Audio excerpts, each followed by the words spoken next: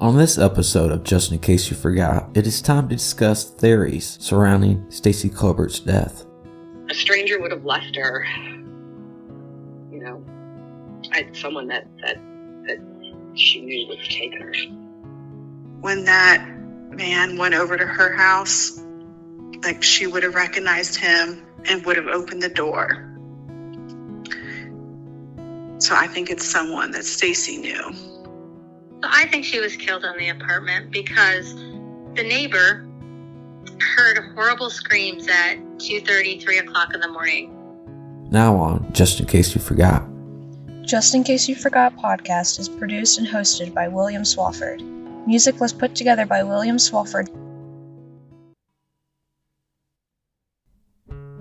This episode, I'm going to go over some theories around the death of Stacey Colbert. I want you, the listener, to remember that these are only just theories. Everything in this podcast so far has been people's memories of what took place throughout the years and things that are of public record, things that can be found online. Before I start talking about theories, though, I do want to bring up that I left something out in the early part of this podcast by accident. On March 21st of 1998, I said that Stacey had things delivered to the apartment by a delivery driver, who was the last known person to see Stacey. I also said that Stacey had talked to her dad on the phone. Now, what I didn't say is that Stacey also had a conversation with a coworker who also lived at the complex. If that person is listening to this podcast, I invite that person to get a hold of me to talk about Stacey, which anyone can do at miopodcast@outlook.com. So you might wonder why I would create an episode based on theories, people's thoughts about what could have possibly happened to Stacey Colbert. First off, in a situation like this, we all think about what could have happened to any victim. I feel sometimes it could be a good thing for people to talk about it and free themselves of constantly thinking about it and keeping it to themselves. The second reason is that even though theories are just people's thoughts about what could have possibly happened, they could give law enforcement a different way to look at the investigation. I asked Paula if she had heard any theories or rumors about Stacey that were going around the Ohio State campus. Was there any theories going around the campus or the city at that time? Do you remember Most hearing anything? most people at the time expected to find out she'd been killed by the same person who killed Stephanie Hummer, because at that time we didn't know who had killed Stephanie. That was still a huge mystery. And I don't know if you know much about that case, but Stephanie, she was living on campus. Such a sweet girl and a smart girl. She was going to a party, and where the Evans Scholars house used to be, they have a new one now, but their old house was set right on Pearl Alley. It didn't connect directly to High Street. And I think it was on, I want to say 16th or 17th Avenue. And so to get to it, it was kind of at the end of the street. It was an awkward location. And so if you were trying to go to a party, you either had to walk through the alley, or you had to go all the way back up the road and down the block. So Stephanie was going to a party with a group of people, and one of her friends cut their hand somehow. And Stephanie didn't want that person to walk back alone. So she went back with her. I think it was another girl. Went back with her to the Evans Scholars house, got her settled, decided to go back to the party, and she didn't see any point in going all the way up the street, down the block. I mean, we all knew to stay out of Pearl Alley after dark, but you kind of start thinking that's more like a monster under the bed. There's really nothing there. So she cut through the alley. There's no way she could have known there was a serial killer lurking in the dark, just waiting for someone to come by. And she did. And she screamed, and people heard her. I was in the sorority house 2 streets away. I didn't hear it, but people heard her. And again, no one called the police. But Stephanie was found where the Lennox Center now is. I don't know how familiar you are with the campus area. There's a big shopping center that's just, maybe half a mile from campus. At the time, it was a big field.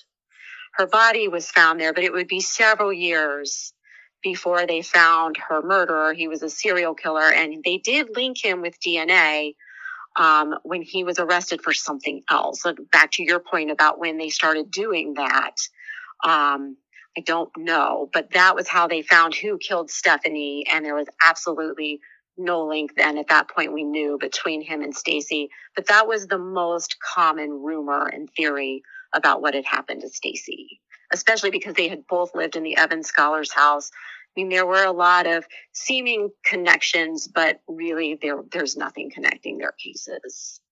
Here I am talking with Ashley. What's your theory about what could have happened?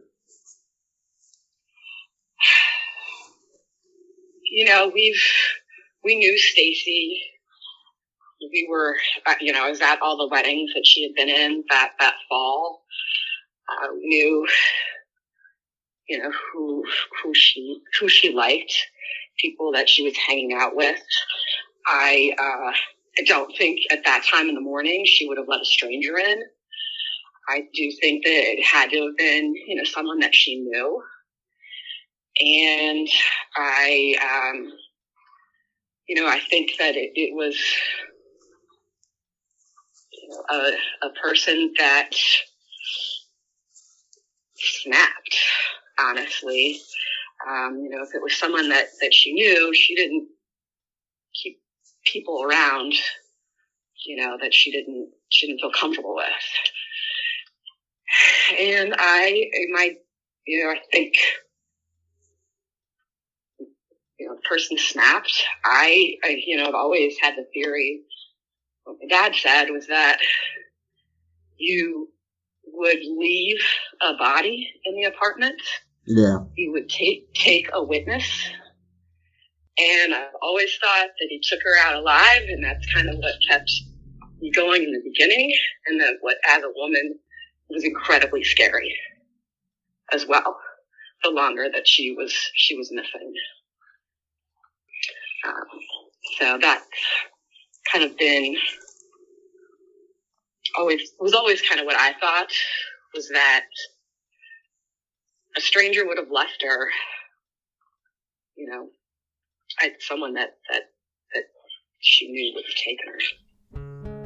When Stacey's remains were found in 2004, there were two things that were noticed when the bones were being examined. One of Stacey's ankles and one of her ribs had been broken at some point. The ankle that had been broken could be explained, but what about the rib? Here's Ashley again. I think a lot of people think that, he probably killed her there. When you read the newspaper articles, when they found the remains, there was an ankle that was broken and some ribs.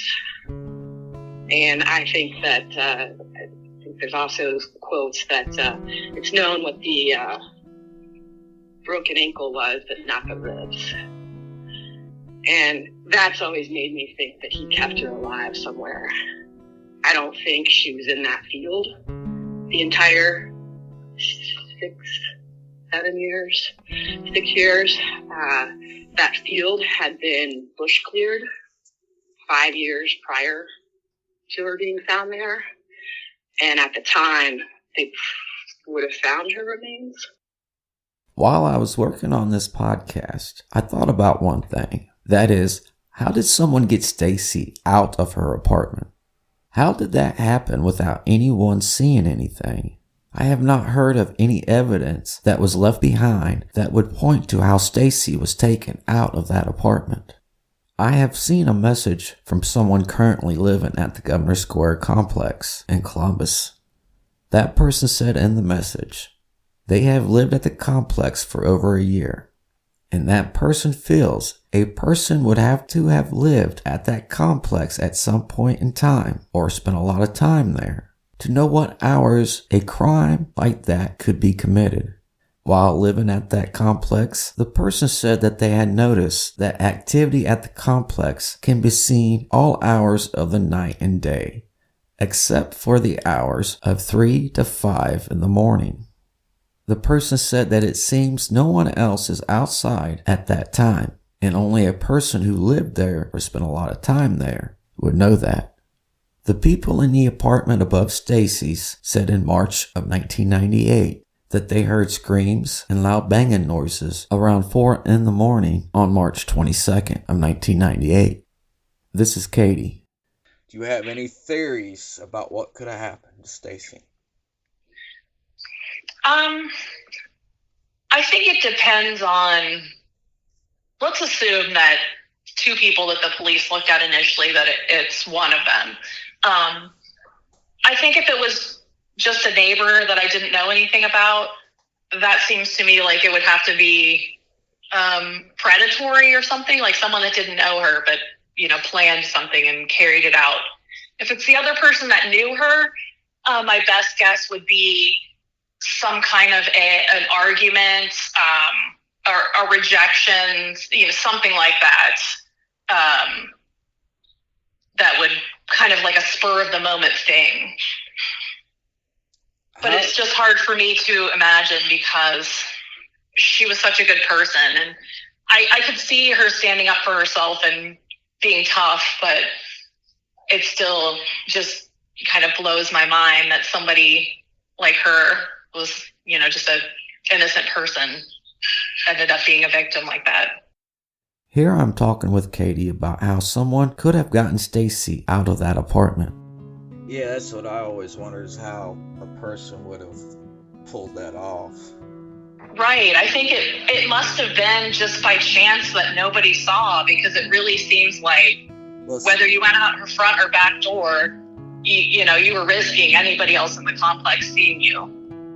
I mentioned to Katie that I wondered how one person alone could have taken Stacey out of that apartment without no one noticing or leaving no clues on how it was done. Right. I agree. I've always wondered about that. Like, it had to be, if you're going to pick her up or you're going to drag her out of there, it's hard for me to imagine that she walked out of there. Yeah. So especially, I don't know if it's something that was planned or if it was like a, heat of the moment thing, but either way, I can't imagine how that was pulled off.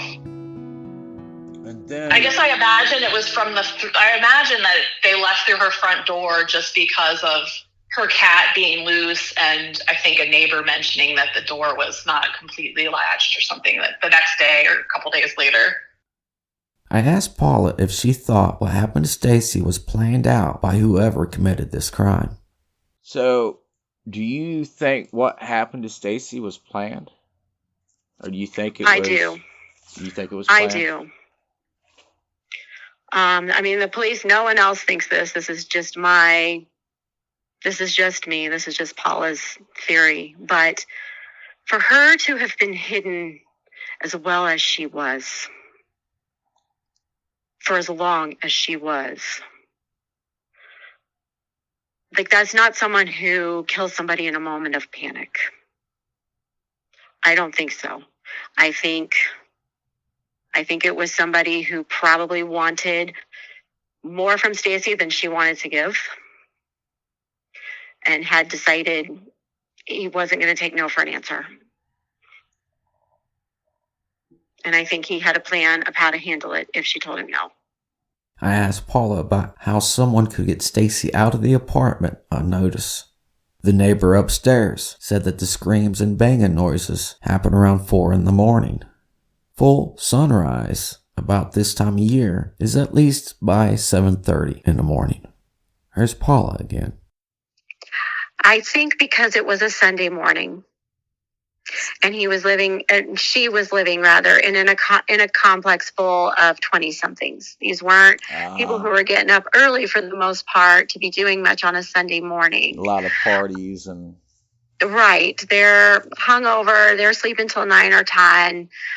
Maybe you've got someone that works early, or maybe you've got someone going to church. But if you're just driving by, you might see out of the corner of your eye someone walking out of an apartment, but you're not really thinking much of it. And Stacey was really small. She was maybe 5'1". I know her flyers say that she weighed like 125 or 130 pounds, but she didn't weigh that much. When Katie got married a month before I did, and the bridal shop that ordered the dresses for Katie's bridesmaids made a mistake. I remember this, and ordered everything a size too small. So all of those girls were like living on Slim Fast trying to fit into those dresses. And so they lost a bunch of weight really fast. And Stacey really liked the way that she looked. And so she started running all the time to a healthier way to maintain her new physique. Because obviously she was not a stupid girl who's going to be living on Slim Fast for the rest of her life. So she'd always kind of liked running. So she started running regularly, and she was in amazing shape, and I would say she probably weighed maybe 112 to 115 pounds. She was really little. Hey true crime fans, if you like Just In Case You Forgot, you will also want to check out Murderers in Ohio on YouTube. Murderers in Ohio is about men and women who have been convicted of murder in the state of Ohio, and it is hosted by myself, Bill Swafford. So go to Murderers in Ohio on YouTube and subscribe now. So we got a killer on a run in Ohio.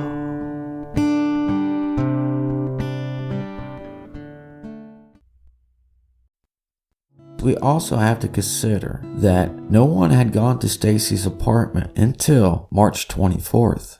That's when Danielle went inside Stacey's apartment. The neighbor only knocked on the door on the 22nd. So we have a 2-day time period. So now there's the question. Was Stacey taken out of the apartment on the 22nd of 1998 or on March 23rd, which would have been a Monday? This is Alicia and her theory. What's your actual, because everybody has a theory. So what is your theory of what could have possibly happened? Yeah.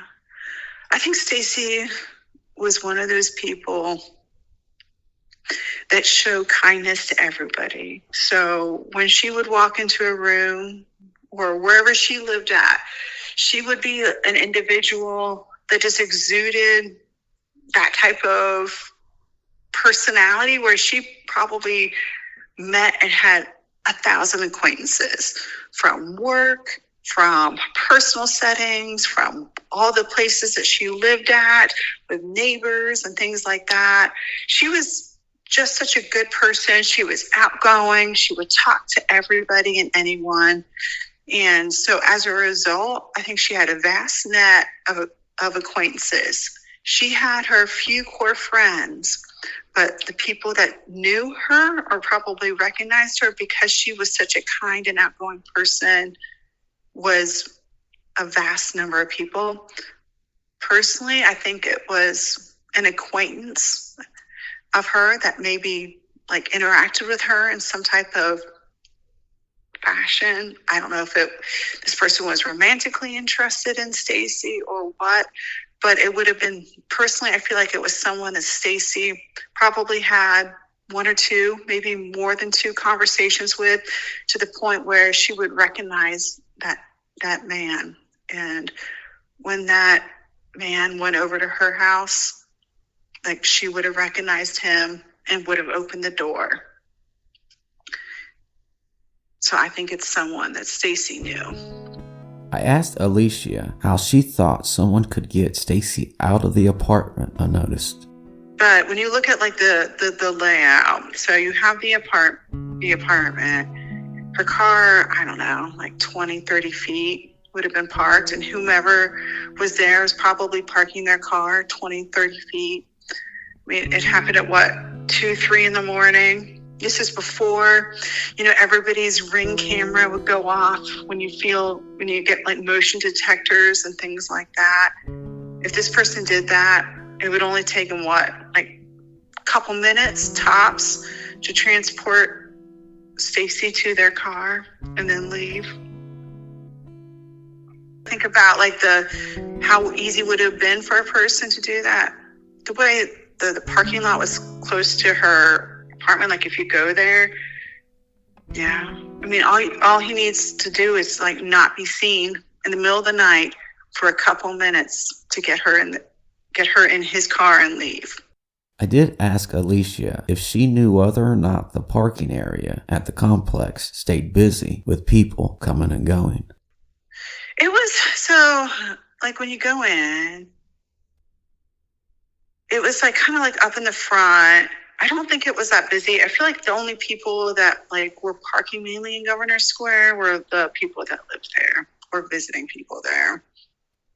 It's been a really long time since I've been there, just because honestly, it's too painful to like go back.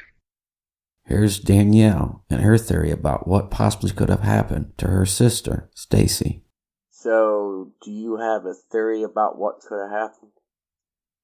You know, when you're going through all this, you make up all sorts of things in your head. You know what I mean? Oh, yeah. That's the reason why I have to ask. Things that you can live with, things that you have to blank out of your mind. I feel like somebody who she didn't reciprocate feelings for may have gotten into her apartment and bad things may have happened. Immediate. And then she was taken from the apartment and dumped in the woods. That's the kind of feeling that I'm getting. Somebody was let in there, someone that she knew. Yeah, exactly.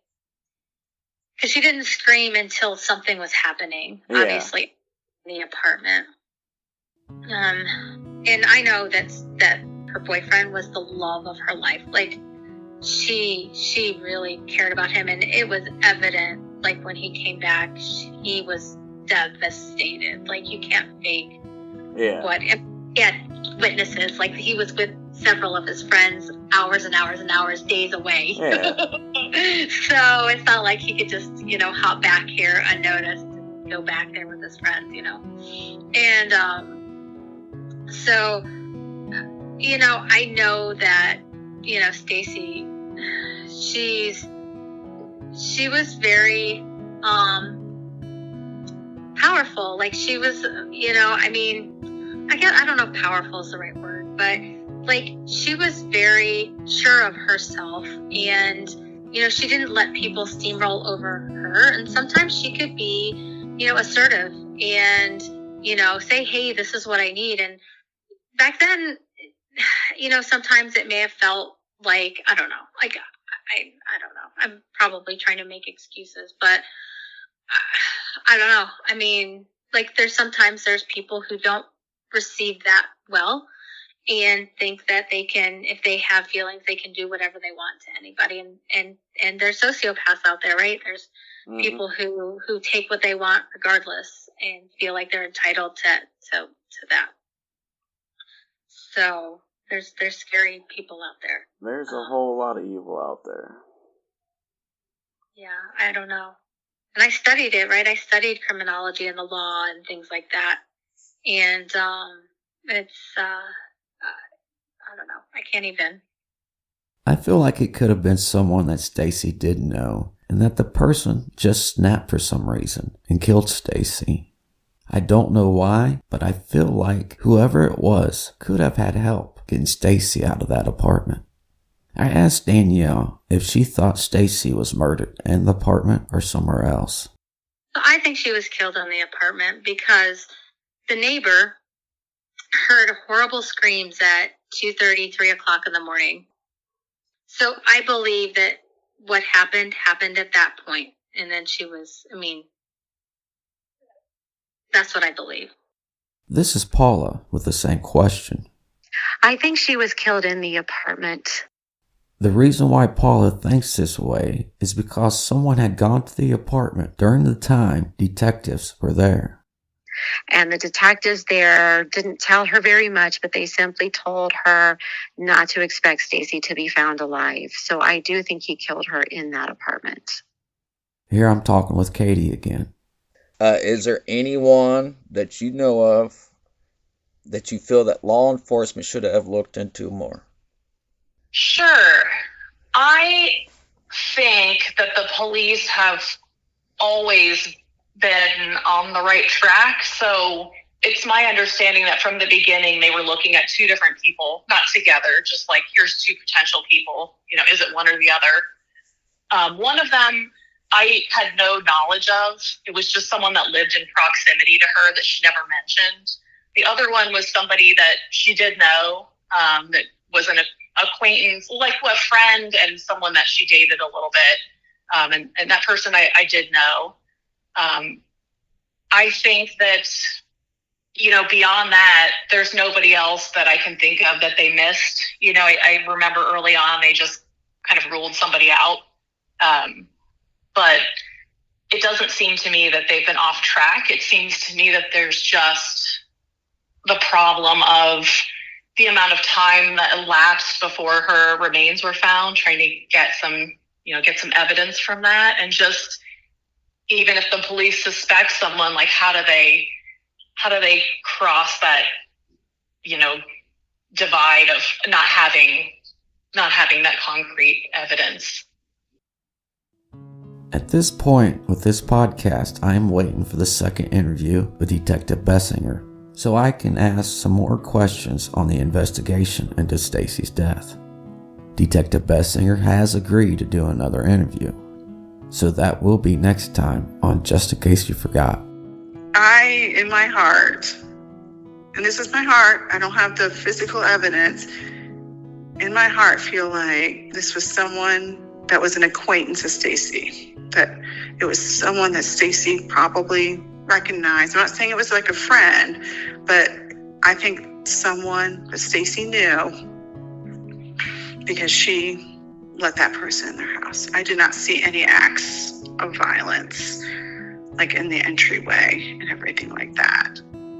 Please remember that this is still an ongoing homicide investigation. If you have any information on the death of Stacey Colbert, please contact the Delaware County Sheriff's Department in Ohio. Just in Case You Forgot podcast is produced and hosted by William Swafford. Music was put together by William Swafford.